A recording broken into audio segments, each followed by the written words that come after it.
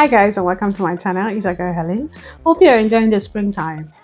So this is actually my favorite time of the year because the weather is usually bright and I can take a lot of time and shoot the video. I mean, I have longer time to shoot my videos. I don't have to worry about the weather getting back earlier.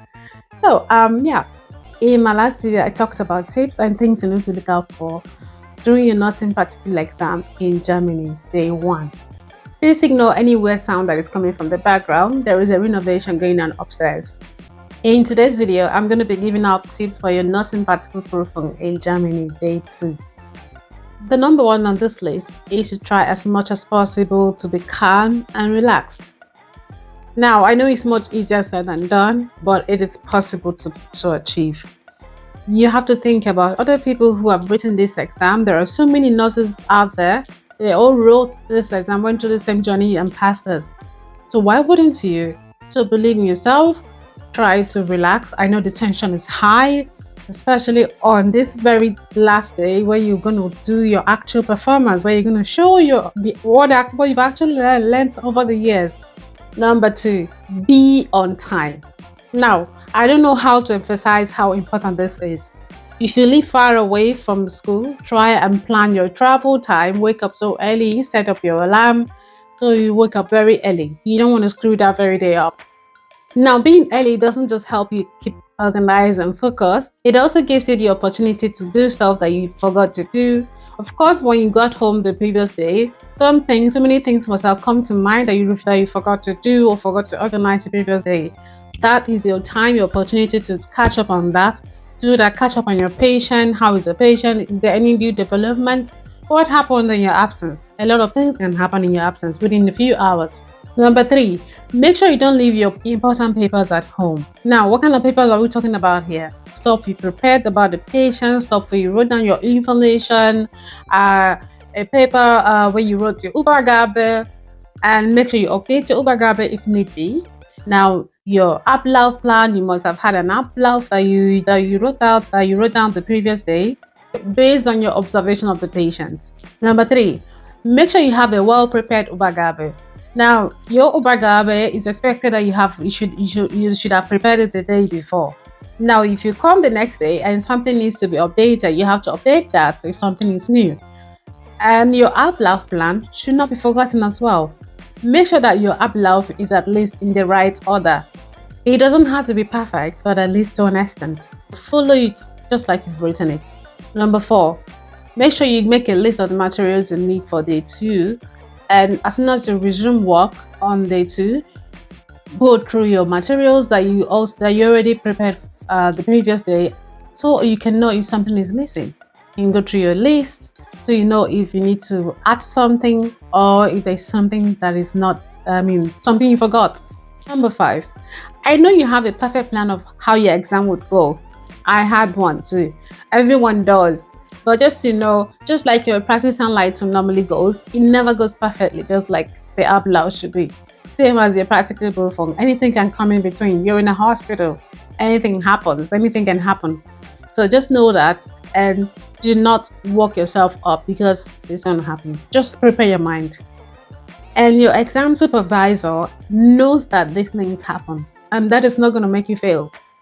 Number 6, be mindful of how you dress. Now, if you're one of those people who like folding their working clothes or folding their trousers like me, that day is not the best day to do so. If you like to leave your hair down, of course, everyone knows that leaving your hair down at work is not so good. Also not hygienic.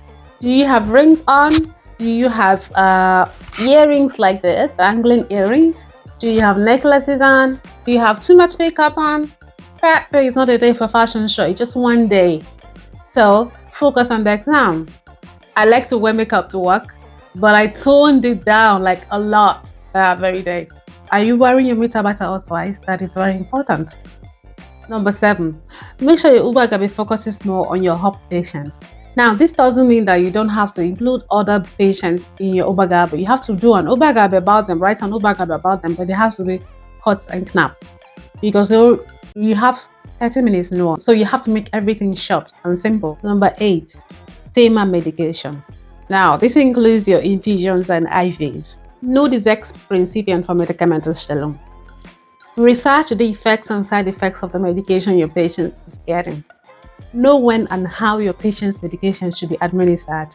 For instance, medications like pantoprazole or atoxine requires that the patient takes them 30 minutes before meal in an empty stomach. Now, imagine if your patient has both medications, how can you go about that? Is it proper for the medication to be taken with cafe or with milk?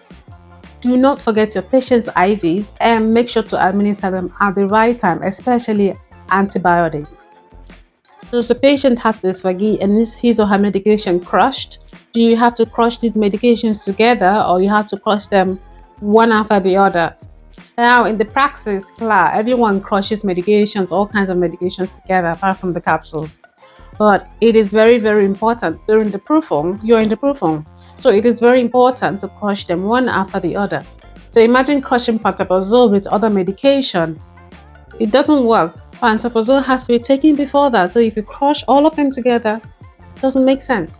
So make sure you research about the medications, those that need to be crushed with each other and those that doesn't. Ask your teacher and ask your practitioner if you're confused. Non-tema medicament. So because you're a student, you don't get to dispense medication all the time. So chances are you get confused where what is or how the medications are being sorted out, which is why it is really crucial that you come very early. I will suggest you get your medication ready and sorted out a day before. When I mean sort them out, I mean get them in their packets. But sometimes, because you wouldn't want to open another package if there is another one that is already open, which is not really that nice. So it will be best you come very early the next day on the day of your main exam and sort them out, because in some cases, even if you sort them out a day before, the night shift are going to push at you for ruining their system or for opening other packages, which is also not so good, like I mentioned. So, and not just that, they might mess with your stuff and take it out and not replace it. So it is better you come the morning before, very early, and do it, because they're already done with your medication dispensing and nobody's going to touch your stuff. So it is better to do it that way. Come very early, dispense your medication, put the list, leave them in their packs and their blisters, so that your proofer can tell that this is the medication, because he wants to see that you know what you're doing. Now, after dispensing your medication, you also have to prove that you know that there is a fair arguing principle during medicamental dispensation. Now, in this case, you need to have made or make arrangement with a colleague or an examinative craft to check your medication.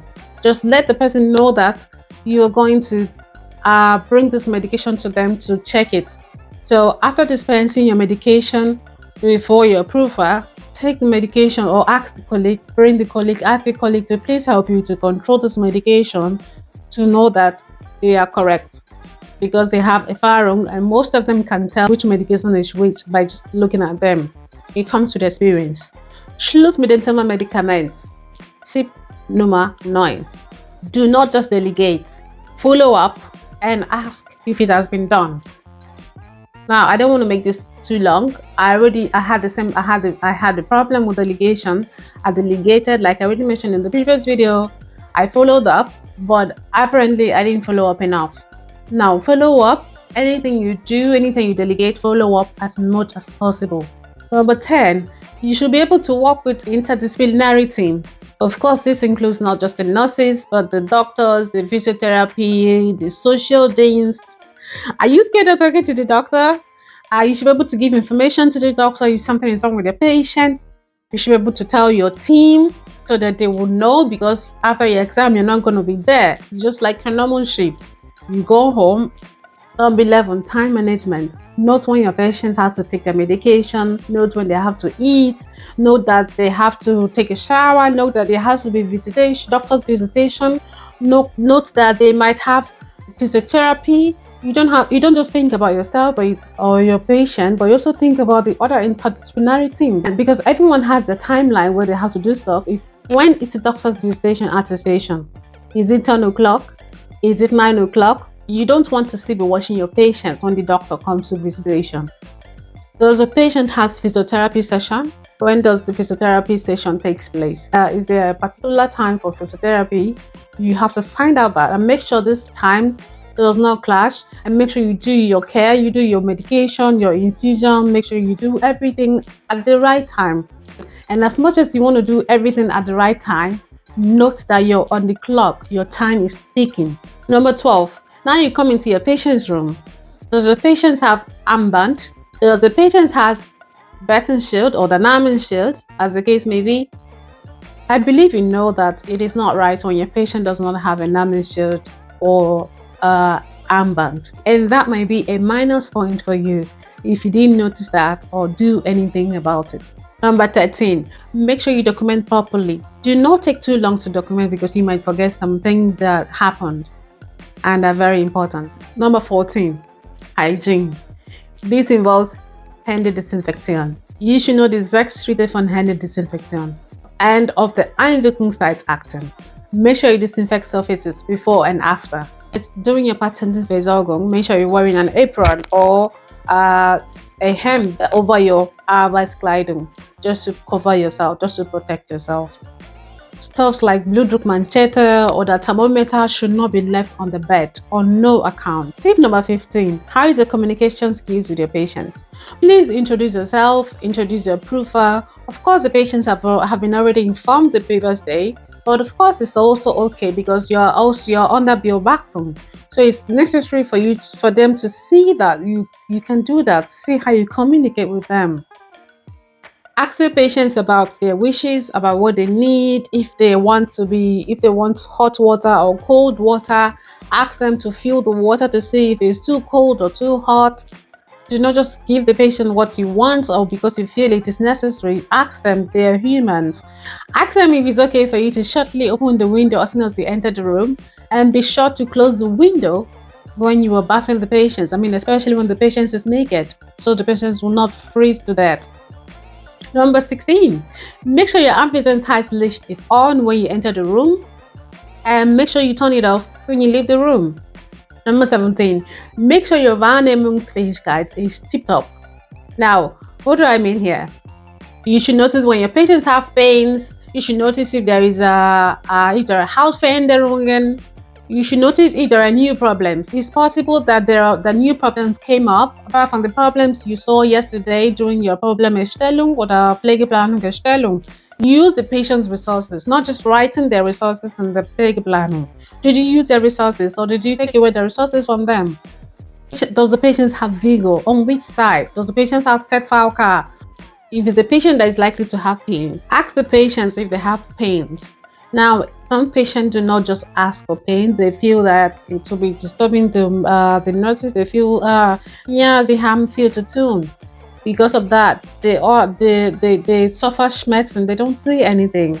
And some of them feel like, I don't want to take too much medication. Or some of them feel like it might be too demanding. Tell them that it's okay for them to, it is okay for the patient to ask for medication. It is there. Doctors wrote that. If doctor didn't write that, inform the doctor that your patient has schmerzen, so that the doctor will prescribe pain medication for the patient if he doesn't have one. Tip number 18, you should be able to know the treated Grundpflege. Mundpflege first, which involves Mundinspektion, Lippenpflege, Prothese waschen, Prothese mit dem richtigen Mittel waschen. So the patient requires spezielle Mundpflege or just with toothbrush and tandpasta, as the case may be, depending on your patient's situation. After your Mundpflege, Gesicht waschen, Augenpflege von außen nach innen, Nasenpflege, Ohrenpflege. Hearing aids are very expensive, and make sure that they are secured. After the Gesicht waschen, then your Oberkörper waschen, then Rückenwaschen, Intimpflege. And by Frauen, do not forget to go from the front to the back. And by Männer, do not forget to push the forehead to Ruck and wash it. And then do not forget to push it forward so as to prevent paraphimosis. Still on the Thema Intimpflege, you have to be able to discern if you have to wash your patient in bed or am Waschbecken, depending on the situation of your patient. But with women, it is better you do it in the bed. That way you get a proper view of the Intimbereich and see if something is wrong down there. Tip number 20, which is the last tip for this part. Where is your Mulaimer? Did you bring your Mulaimer close to you? Did you bring your Mulaimer? Do you have to put your Mulaimer right back so that you have to throw it like a basketball? That is not good. Is it covered? After washing, did you just put stuff on your Mulaimer but you know that your Mulaimer is dirty? How was the Mulaimer? How did you place it? Did you place it close to the patient's food or the patient's stuff that goes into the patient's mouth? These are the things you need to consider. Your profile also looks at these things. So guys, this is the end of part 1 of day 1. So I tried really hard to make this video not to be too long, but day 2 is too long. Of course, it is the main day, it is the D-Day, so a lot of details are involved. So pardon me if the video is long. So I wish you guys a very, very, very happy Easter, and I hope to see you in my next video. And please do not forget to subscribe and drop a like for this video. Okay, I'll see you in my next video. Bye.